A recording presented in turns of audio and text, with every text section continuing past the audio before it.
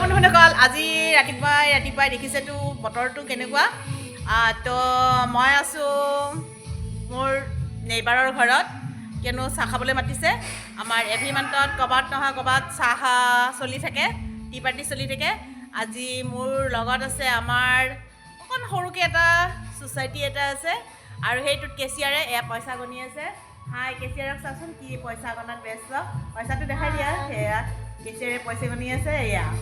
আৰু এয়া আছে আমাৰ পুলু আণ্টি, এওঁৰ গাটো বেয়া, ঠাণ্ডা পৰা নাই কিন্তু গাটো বেয়া যে, সেইকাৰণে একদম ৰঙা চল ৰুই আছে। ভাল লাগিছেনে? বগা মানুহ ৰঙা চল, এয়া দেখিছে। আৰু এই হ'ল আমাৰ নিভা বাইদেউ একদম পিংকি হৈ আছে। কওক নিভা বাইদেউ কিবা কি ক'ম আৰু আজি পিংকি হৈ আহিছে যে। আজি পিংকি হৈ আহিছে। আজি বৰ্তমান সৰু সুৰা এটা পাৰ্টি আছে।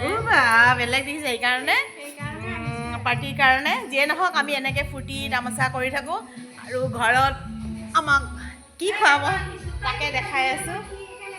আৰু এয়া চিঙৰা, মিঠাই, ভুজিয়া এনেকৈ খাম, চানা।